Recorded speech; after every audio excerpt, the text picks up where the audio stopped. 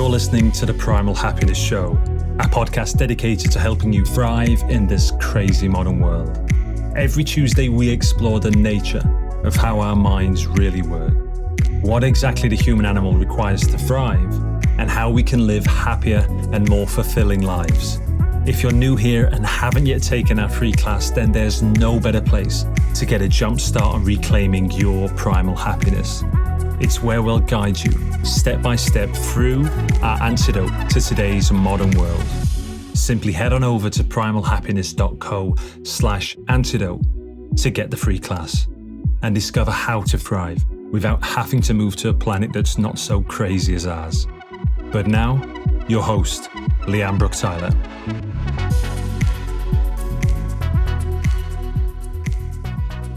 Hello, my beautiful people. A huge warm welcome back to the show.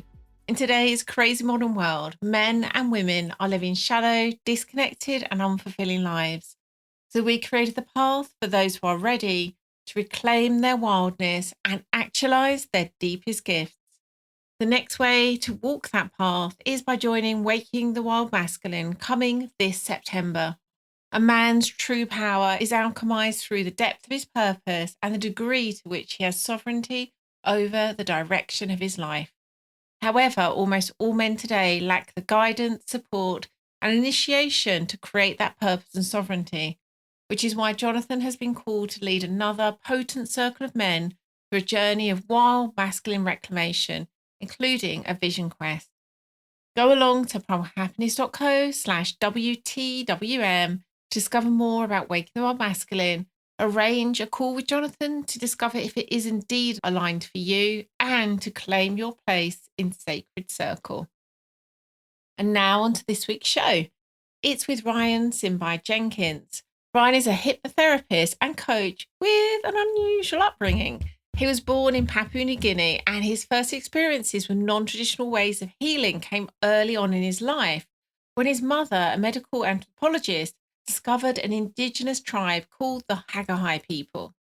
Ryan witnessed firsthand how the tribal healers and shamans used forms of trance to heal people from diseases of the body and mind.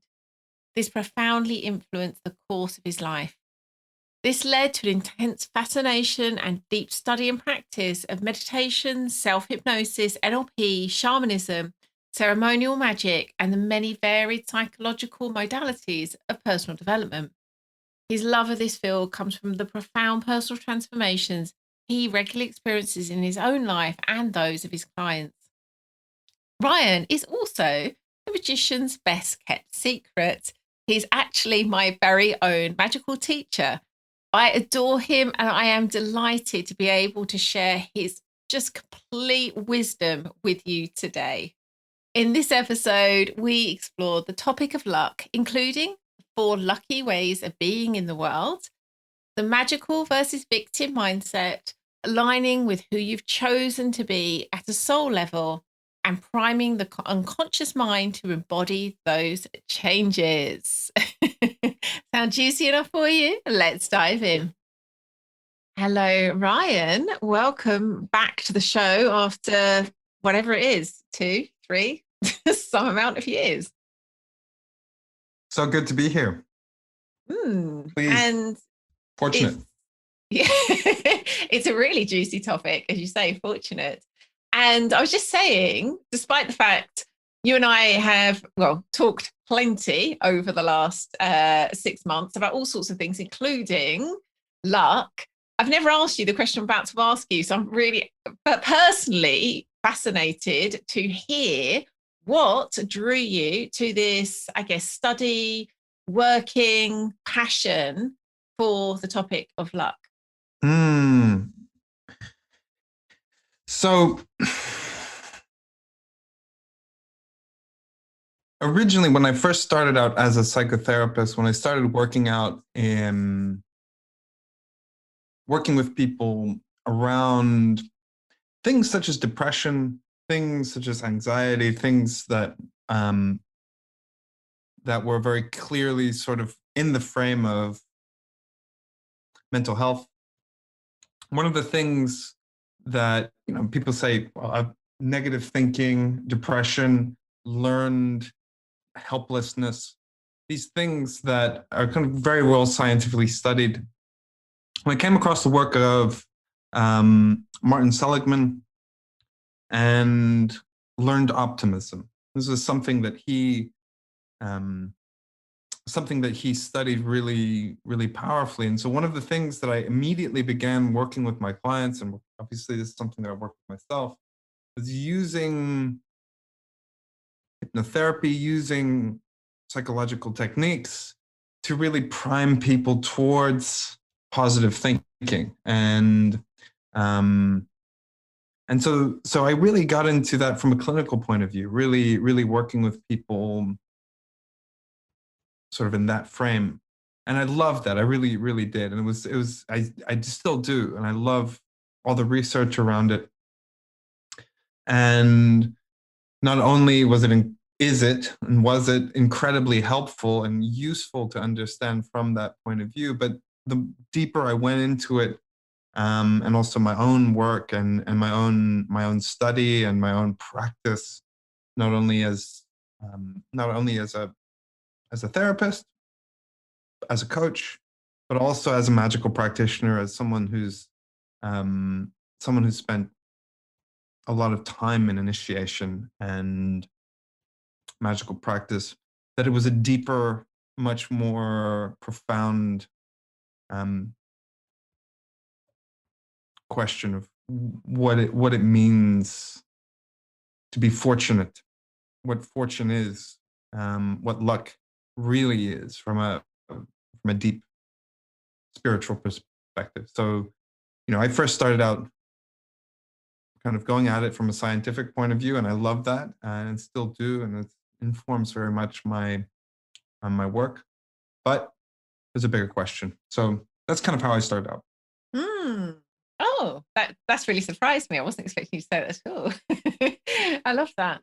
So would you, before we dive more deeply into the work itself, would you just define what you mean when you're, and should we focus it around the word luck or fortune? Do you have a preference? But would you just give what you've seen as perhaps that deeper definition you were just referring to? Like, what do you mean when you're talking about this?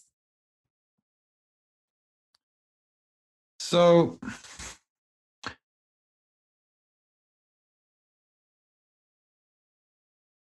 think about it like this as a question. Luck, if we were to describe fortune, being fortunate, for some people, they kind of consider it to be something that happens to them, that it occurs to them, and that it's this thing that they're either fortunate enough to have in their life or not. The passivity to it. And there's sort of yeah, exactly. And there's almost like a passive and an active way of interacting with fortune. But that idea that that positive things happen to you and that you can expect that, and that you can have that positive expectation that you are not only in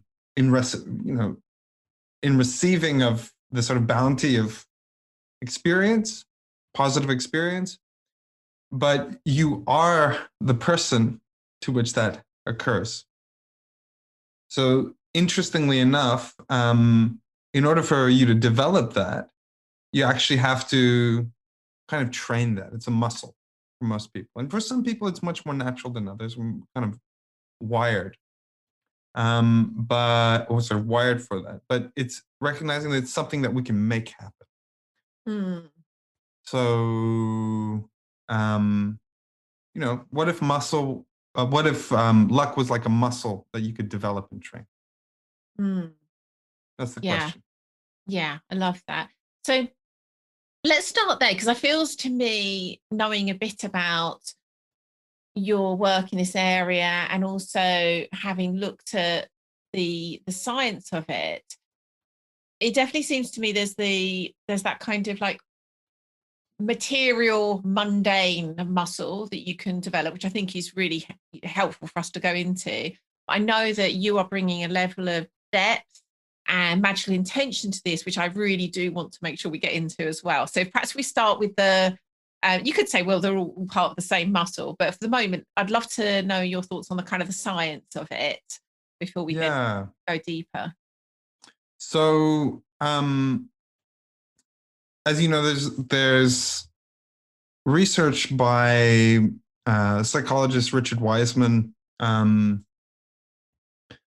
who I think he did originally the research at the University of Hertfordshire. I don't know if I pronounced that right. I wasn't going to correct you, but no. Go ahead. Tell me, how do you pronounce it?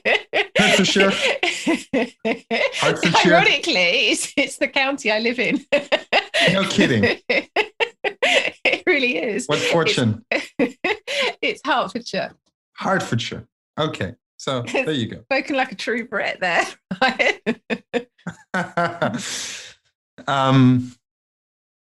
Just my luck. No. He basically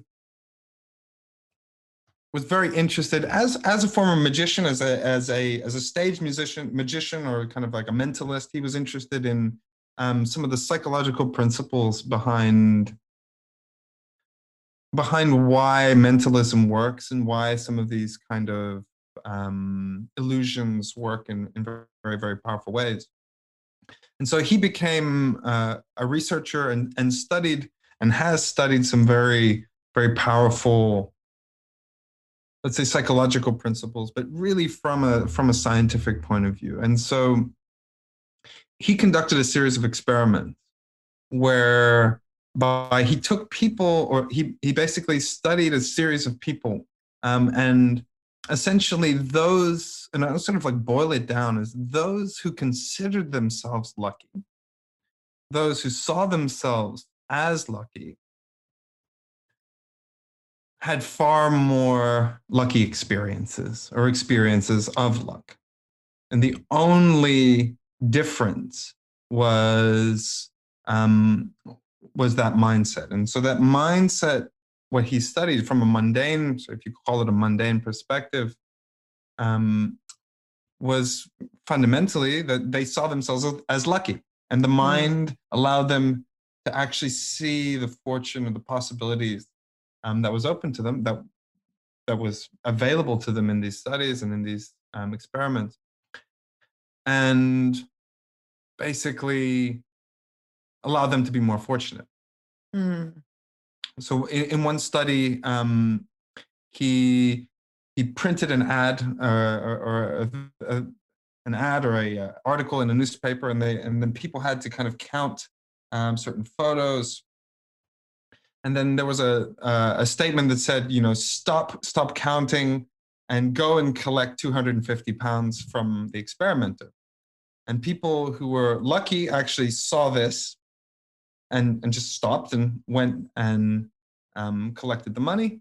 And people who didn't consider themselves lucky kept on reading and then put it down, and they never actually got, they never actually reached out and took that opportunity because they didn't see themselves as lucky. So they didn't actually take the opportunity to kind of act on that.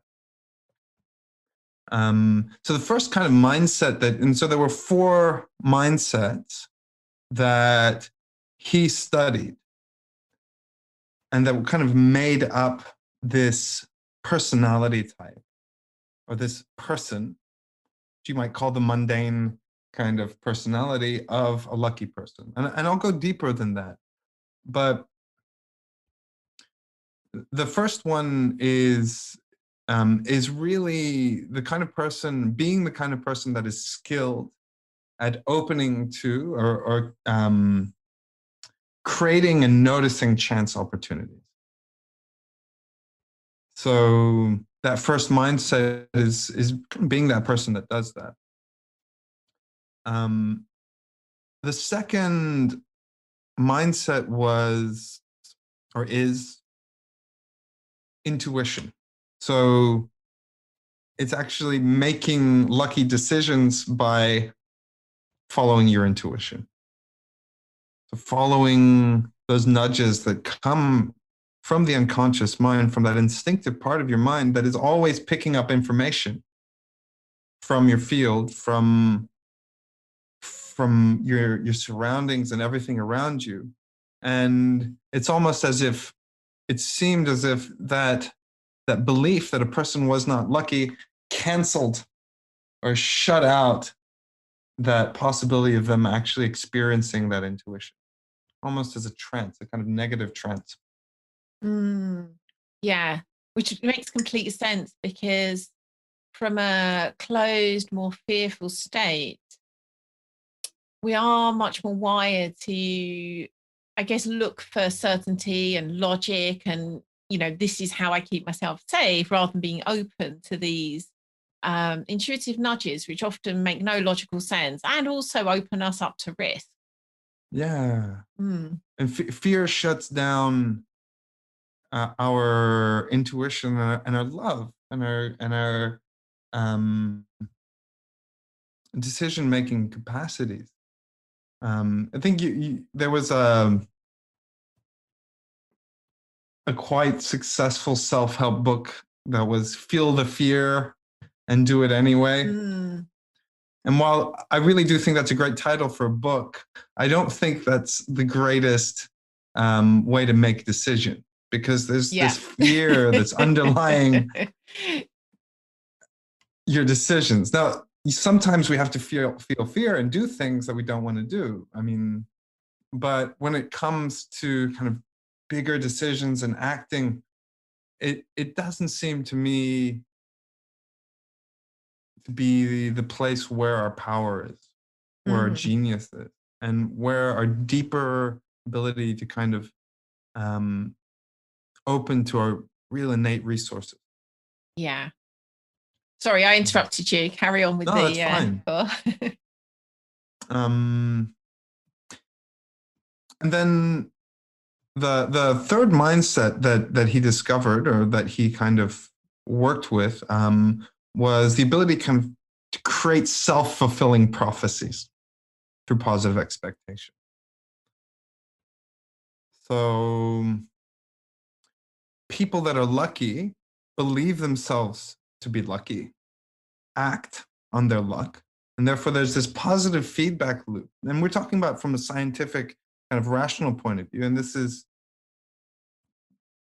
something that you'll notice. Lucky people make lucky decisions. Luck finds them. And so they expect luck. They make the decisions. They get out there. They have the luck.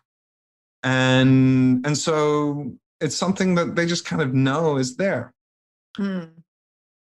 Which is beautiful, because it's that immediate feedback from life that you are lucky, that you don't need to shy away from acting on your intuition. So that all ties into that as well. And it's something that you can expect. It's like the opposite of a vicious cycle, isn't it? Yeah, exactly. And it's the antithesis to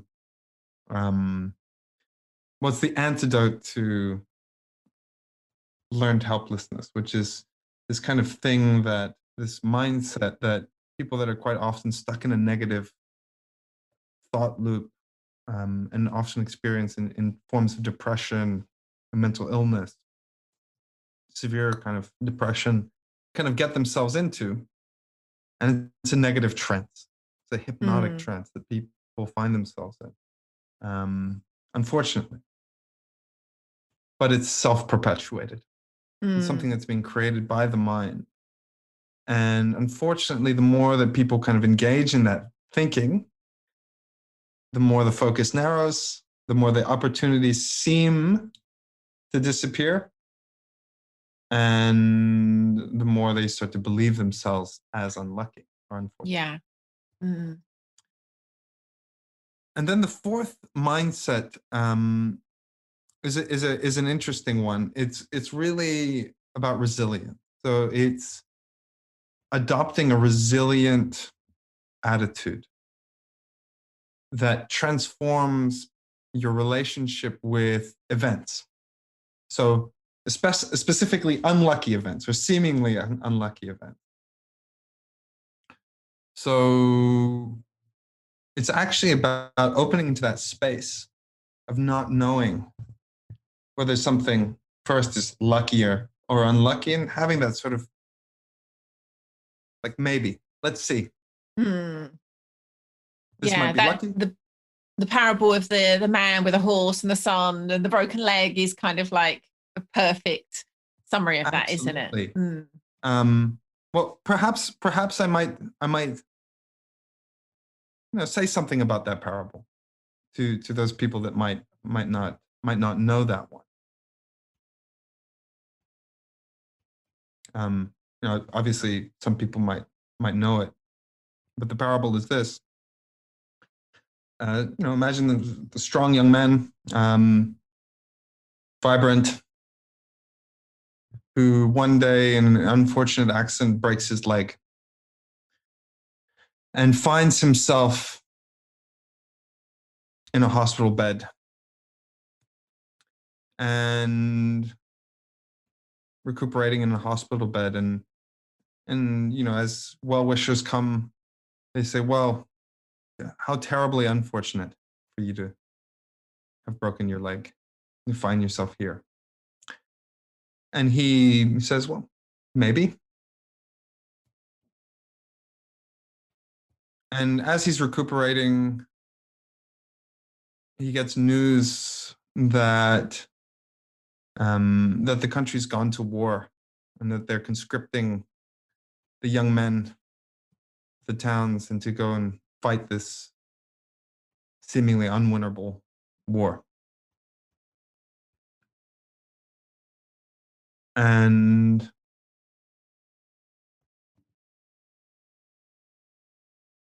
how fortunate he was to have broken his leg. And as he kind of gets up, recuperates, steps out into the world filled with opportunities and possibilities, what a difference that makes.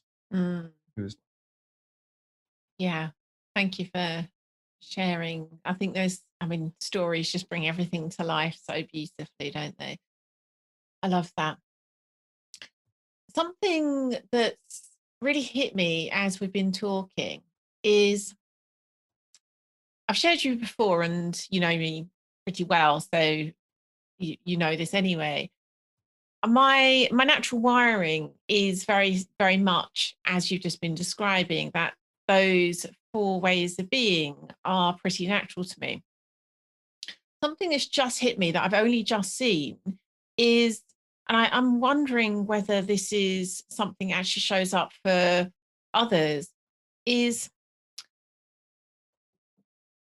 when I had such a jolt to that belief system, such a traumatic event that it kind of like altered my belief that I was resilient, that wonderful things happened to me.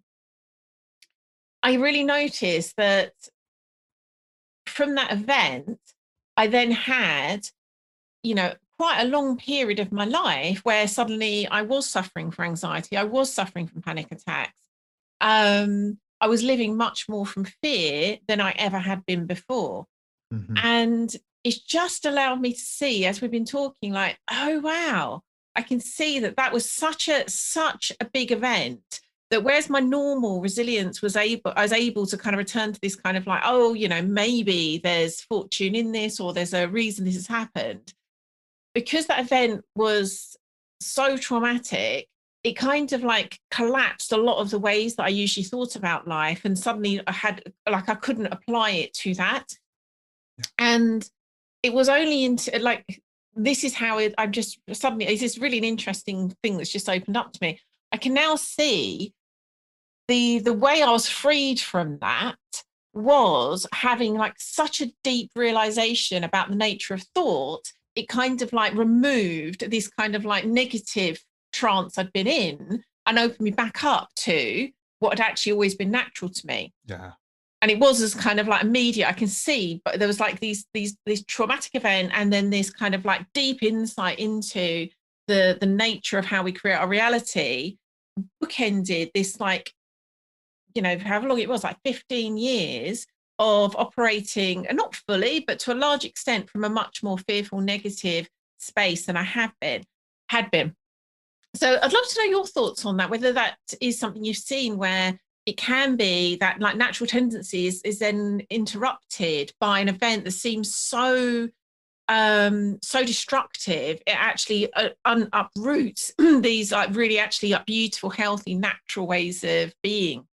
It's such a great illustration of kind of the way this works. I was speaking to a client yesterday, a couple days ago, about someone they knew who at some point in their life was extremely outgoing, extremely you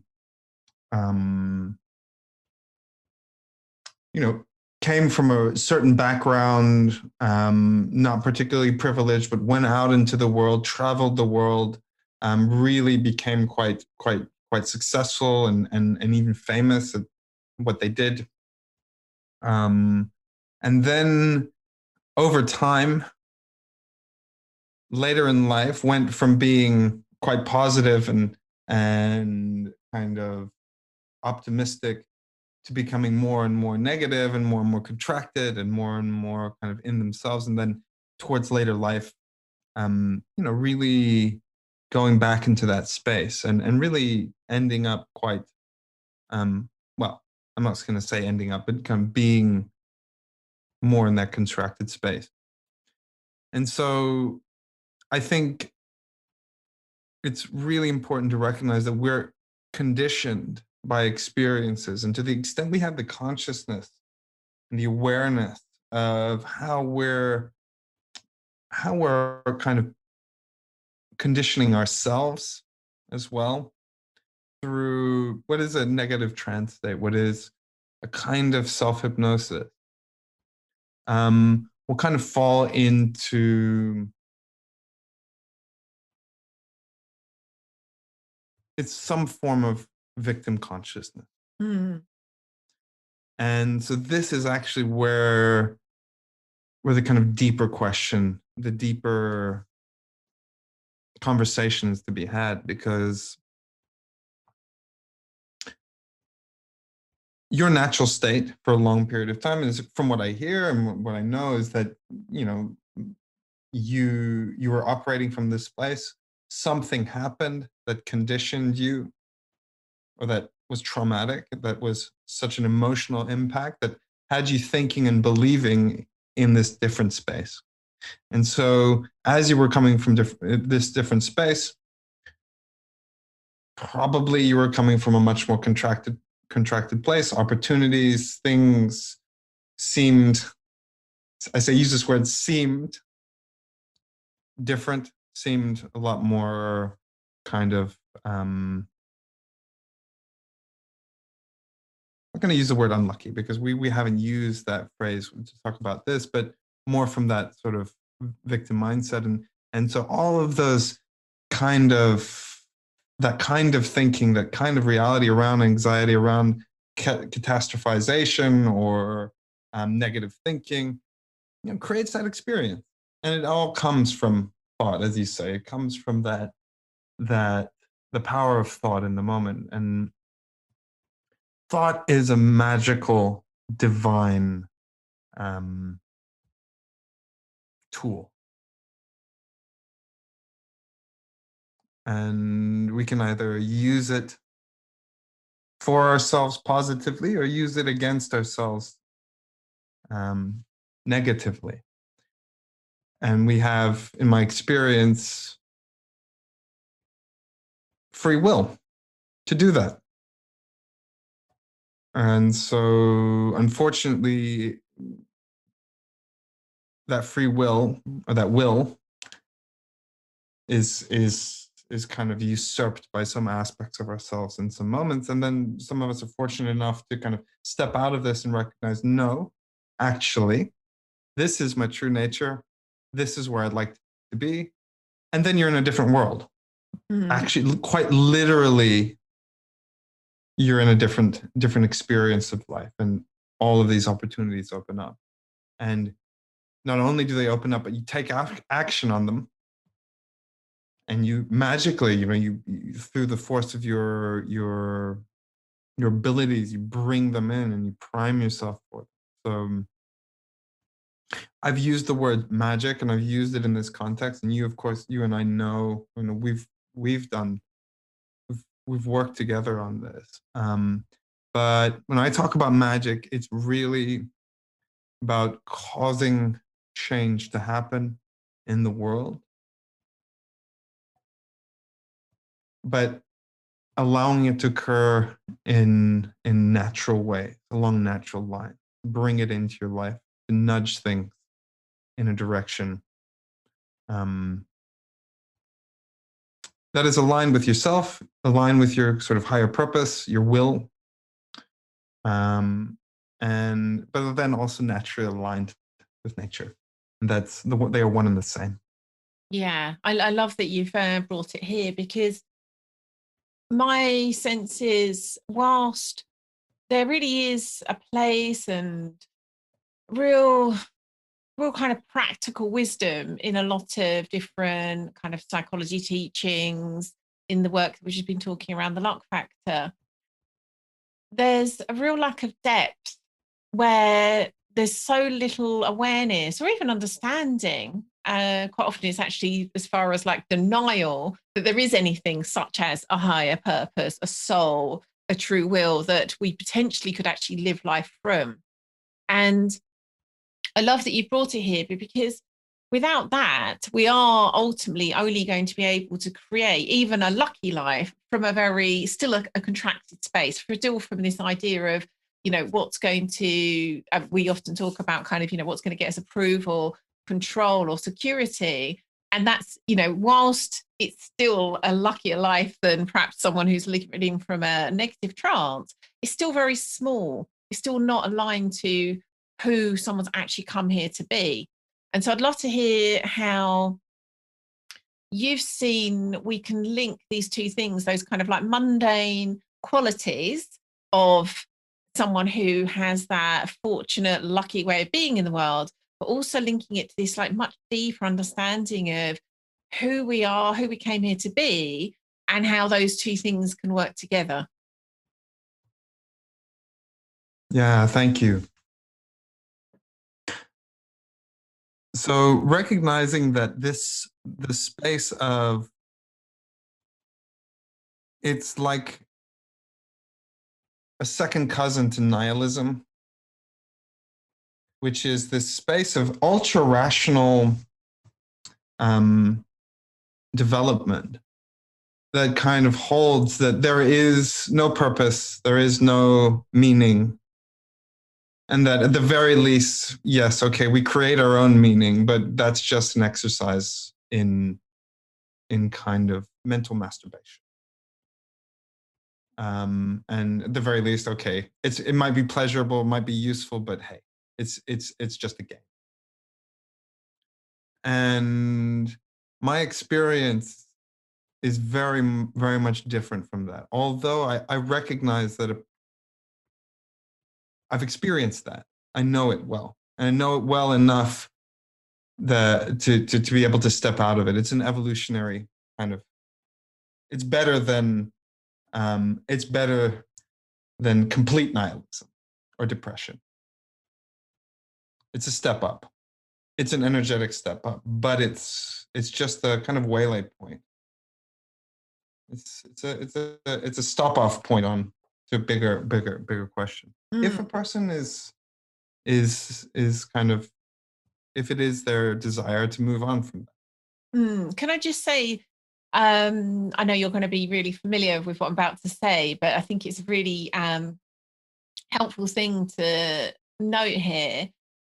Certainly from the spiritual kind of communities that you and I have both been in, whether that be, non-duality, three principles, just different forms that are pointing that direction. I think that can be where that leaves people, where that's as good as it gets. And it feels much, much better than where people were previously. Certainly for me, I mean, that really was what took me from those 15 years. And it wasn't, just to be clear, it wasn't 15 years of hell, because I think I had quite a good way of compartmentalizing things. So in some areas of my life, I still saw myself as really lucky, but there was this kind of foundational fear had been kind of like put into the system that hadn't been there prior to that. Yeah. But certainly for me, that deep insight into that nature of creating our experience, which came from those kind of teachings, was just like, oh my goodness, like heaven on earth compared to where I'd been previously. And I think it's just, I'd love to hear your thoughts on that. But for me, that definitely did feel like, oh my goodness, this is the Holy Grail. Stop right here. I'm happy to forego any sense of like personal, purpose, mission, anything like, any higher calling. Because for me now, just living with the idea that it's all one and there is no separate me feels a lot better than where I was. And so, yeah, I appreciate that so much. Because it speaks to something really, really important about the kind of nature of evolution of consciousness of an individual, of an individual path, and kind of integrating and coming back to the world in a way. So when you talk about the non-duality or that space and that liberation, because it is really freeing, it's genuinely freeing, and not only must that not be discounted, but that must be cherished and integrated and brought in as really gold. It is, without that, the next step is not possible. So, and certainly not beautiful and integrated. But staying in that space is also it's not the whole picture. So kind of call it enlightenment. That's a word, okay, or freedom, liberation. In Zen Buddhism, they talk about, before enlightenment, chop wood, carry water. After enlightenment, chop wood, carry water. So you can kind of come back to the world. But most people, in those kind of communities that kind of hang out in that space, spend the rest of their life on the top of the mountain. Telling themselves and the world that the wood and the water are illusions. Yeah, exactly. And so you want to kind of bring your love back into the world. Bring the clarity back into the world. Bring your humanness back into the world. Which is when it will get challenged again. Yeah. That's it's like the Ram Dass quote, like, think you're enlightened, go spend a week with your family. Oh yeah. Right.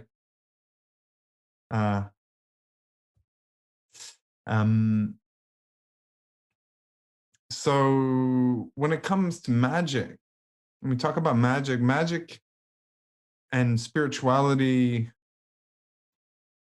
are closely related, but they're not the same. And so they're using the same or similar tools to come into the world, but magic opens doors to be able to cause action, cause things in the world, and often quite from a mundane perspective, make things happen. So it's about honoring desire. Honoring desire as something positive, something real, something human, rather than, letting go of all desires, which is it's important. And to be able to do that is really, really important to get you into that space. But as a human being, all desires, non-existent. It doesn't work like that. Like you'll quickly get that message. Yeah. But it's so interesting how we, particularly again, those of us that have been in that spiritual space, which does to one degree or other kind of make wrong desires and is all about kind of, releasing desires. Yeah. I know with the work that I do with our clients and students, there is this real like resistance, not necessarily conscious, but this real fear of allowing themselves to have desires again after, spending however long in that space of like, no, the goal is to have no desires, to be able to open themselves back up to actually feeling there are those deep desires in them that want to make their way into the world. That is often the really challenging bit of the work, where they've spent so long training themselves out of not being able to hear them, not being able to have them, let alone honor them. Right. Isn't it an irony that they're in that moment of training yourself not to have desire, you're desiring not to have desires, and you're stuck again in that loop. And there's a prison, sure. and it's a prison of the mind. And of course, it's a lot better prison, better quality prison than perhaps a person might have been before. And I appreciate that. I much prefer, if I had the choice to be in a sort of club-fed prison, upmarket, but it's still prison, right? It's still and imagine what it's like to have that experience of being free and walking out, seeing the high walls of that prison behind you, hearing the cries of the prisoners in the prison, feel compassion for them, but knowing that you'll never return. Because there's something better, and the freedom of the world is out there, and recognizing that prison was, using this metaphor, right, is that it was created by your mind, and it's a necessary step to go back out into the world. Yeah. So when we talk about luck, we talk about fortune, in our DNA, in our history, in our ancestry, magicians, people that have, when I talk about magicians, magic is simply the way of working in the world, simply technology. And so you would, through ceremony, through ritual, engage, for example, in Roman times, engage the goddess Fortuna in your life and bring great fortune into your life by, prior to beginning a journey or starting a business or getting married or, beginning some endeavor, really giving an offering to the goddess Fortuna as a way to honor that principle. That principle is not out in the world. That principle is fundamentally within yourself. And that's the truth of it. So there's a beautiful, almost seamless transition, continuation. I see no difference, no fundamental conflict between science and magic. Just that magic is the science of the subjective, the inner experience. And that's interesting. And so, Ganesh in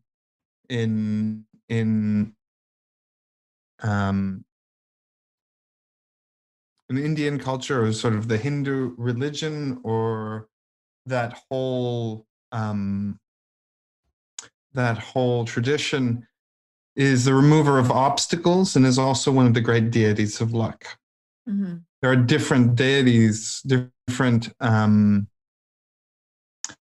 say, entities that people traditionally worked through or worked with to develop this relationship with fortune, and fertility and abundance. And we seem to have lost this capacity to an incredible degree in our modern society. And so while those foundational mindsets of luck are really, really important and are things that you can develop, those are muscles, there's also a deeper truth about actually doing a magical working, and having an intention, and really bringing in that energy, that creative power, in a much more profound way. I love this. What's just come to mind is I recorded our monthly All the Everything show yesterday on the topic of sovereignty. And I was sharing that the way that we teach sovereignty, we link it really deeply also to the king and queen archetype, which isn't always the case. Not everyone teaches sovereignty from that perspective. And the reason we do this is because there is that subconscious embodied understanding of those archetypes. At that level, the subconscious mind's dealing with like feelings and images, and we all have that already there. In terms of if I think of a queen, I don't have this like rational, logical detail of what that looks like. I have this embodied experience. I energetically feel like called into that experience, and so that's why we teach it in that way. And I was just thinking, oh, I love what you're saying here, because I can see there's links to what you're saying here too. It takes it out of this kind of just rational understanding of, oh, if I behave in these certain ways, that will make me more lucky. And what I feel like you're talking about is similar to what I've just said about the king and queen archetype and sovereignty. But I've literally just seen that in that moment. So I'd love to know your sense of it. Yeah. So I think we've all heard the kind of phrase or some version of this: change your habits, change your life. But anybody who has kind of begun or gone down that route of habit change, or kind of changing one thing and then kind of experiencing the benefits, sure, of course, if we change a specific habit, that will have an effect over time. But more often than not, what people find is they go back to their set point. It's just the way things are. And we fall back to our training. We fall back to where we were. We have this set point. And that set point is actually coming from a deeper level of who we're coming from and who we are. And so the real change happens at the level of who we are. So if there is a formula, it's not do equals have.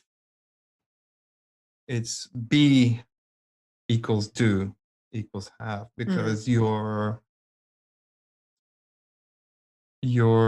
behaviors naturally stem from that inner experience of who you are. And that is the thing that sustains over time. That's the thing that actually creates a different life. And so when you're working with archetypes, people embody deeply in a magical way those aspects of themselves that are there, to the point where they can take the seat of the throne and own that throne, and know that a kingdom is a kingdom for as long as a kingdom is in power, and a kingdom can be in power for a long time. And so, yes, a king needs or queen needs to be vigilant about, potential things that might unseat them. But they occupy that throne. In that same way, when you work with the energy of fortune, when you bring in the energy of fortune, when you work in this way, you're not only bringing in and working with those mindsets, but you're actually embodying the aspects of deity that exists within you, that is fundamentally connected to all that is and abundant. Yeah. That's so exciting. I feel like it's you know, when you already knew something and then it's just allowed you to kind of like feel it at a deeper level. That's what I feel like's just happened during this conversation. It's just like, oh yes, of course, that is how it works, and that's why it works that way. It's yeah, that's gorgeous. So goodness, we are running up on time, which is annoying because I wanted to carry on with this thread, but hey, I guess we ought to bring this to close. So what would be your suggestion in terms of someone listening to this? And as I often say, our listeners are a kind of very smart, conscious bunch who, certainly if they've been following recent shows, are opening up to the idea of working magic in their lives and creating change from this way. What would you suggest to them as an aligned next step for them, aligned action they can take after listening to this show? Well, I'd love to honor both sides of this sort of argument, right? The first one being the scientific, rational mindset, and the other one being the magical, as being intertwined. The first thing that I would do is encourage people to have one conversation with someone that's outside of, with someone new, that's someone that's outside of their social circle, or someone that they might not speak to normally. One conversation with someone new every week, because you never know when that conversation might lead to something bigger. And that's really taking action, being open to creating new opportunities. And that's one action that you can take. You know, whether that be someone seated next to you in a bus or a plane, or maybe, you know, your food delivery guy, or whatever it might be, you know, someone that you might not necessarily have a sort of deeper conversation. But you just say food delivery guys just made me think, perhaps don't do what I do, which is I spend so long on the phone to the chap at our Indian restaurant ordering our takeaway that when I get off the phone, my husband's always like, flirting again with the guy. It also makes our dinner take a lot longer once I've had a 15-minute chat with him first. Right. Anyway. I've got to take other people's orders. Yeah.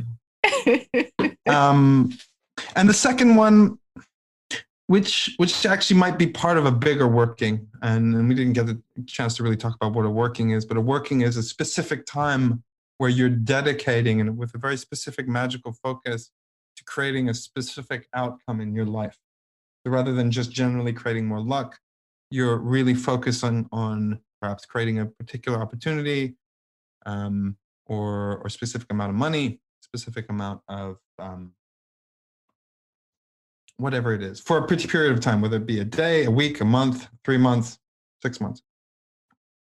So what people could do is actually find an object or talisman, magical object that for them signifies luck, that has a personal connection to them.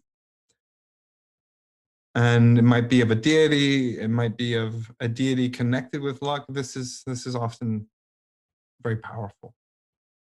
And what they might do is keep that amulet or keep that talisman with them for every moment of of the time that they set themselves. So from morning to night, they make sure that they have it, they keep it under the pillow, they keep it with them, and then notice the difference that makes in actually bringing in or calling in, or dare I say, attracting, attracting that luck. Oh, gorgeous. And I love that you gave, mundane and a magical example. Wonderful. Thank you. And before you go, I know that you have, well, we could call it working, actually. You have an offering coming up where you are going to teach, guide people into this working that you've just been describing. Would you be able to share a bit more about that, please? Yeah. So, I've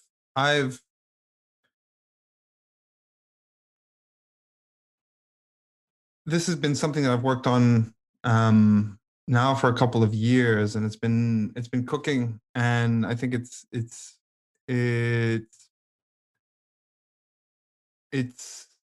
being birthed in the world in a beautiful time, in a time where people really can benefit from this, and bringing more fortune into their life.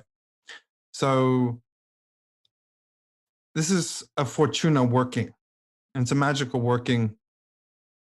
That's a course. It's in the form of a course, but it's in the form where a group of people, small group of people, begin to work together over a series of weeks, about 4 or 5 weeks. I'm thinking it's going to be about 5 weeks, where we're using we're working on one of these mindsets, developing this mindset from a psychological perspective, and we're also bringing a magical focus into it as a working. So we're going to be bringing in very specific magical items, energies, and there's going to be entire frame of a magical working. And so this is something that kind of honors both sides of ourselves, the rational and our deep magical yearning, in an offering in the world that I invite people to come and join me on. Gorgeous. How can they find out more about that? So we said, drop something in the show notes. There's going to be a link to my website, my local website here. As my new website is still in development, still coming into the world. And you'll find everything that you need about the course, and so you can join, register your interest, sort of let me know if you're interested, and that's going to be out in the next couple of months or so. Very exciting. Wonderful. Oh, I've loved this conversation so much. There's definitely so many other ways that I wanted to continue exploring, but I think we covered a fair amount in the time that we could. I mean, it's one of those ones where I can see now it links to so much, so many other aspects of life. Like I was thinking, how does shadow relate to this, and how does this relate to this, which we don't have time to get into, but it's a much, much deeper topic than might first seem when you first think of luck or fortune. Yeah, it really is.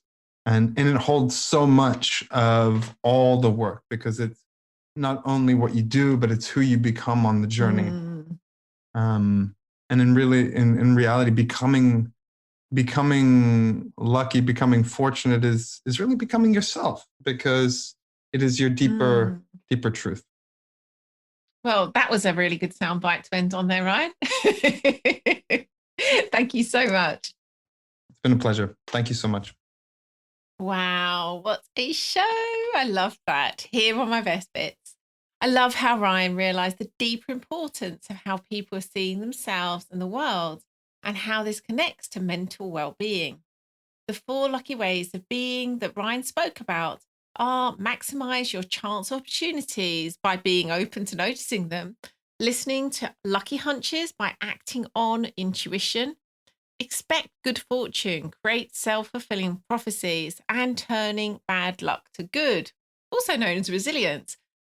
For example, look at seeming bad luck as being a maybe, like the parable we spoke about.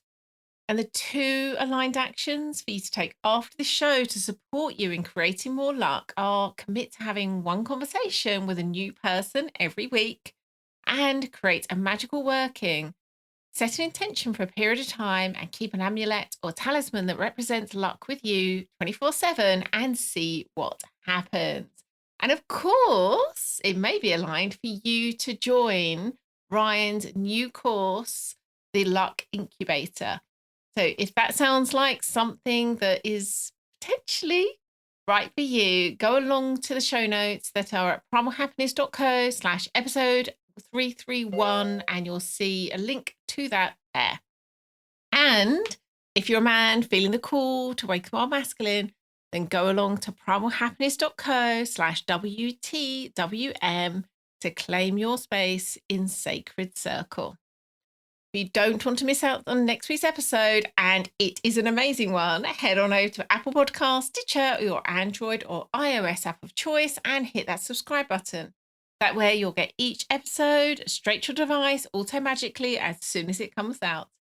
Thank you so much for listening. You've been wonderful. Catch you again next Tuesday.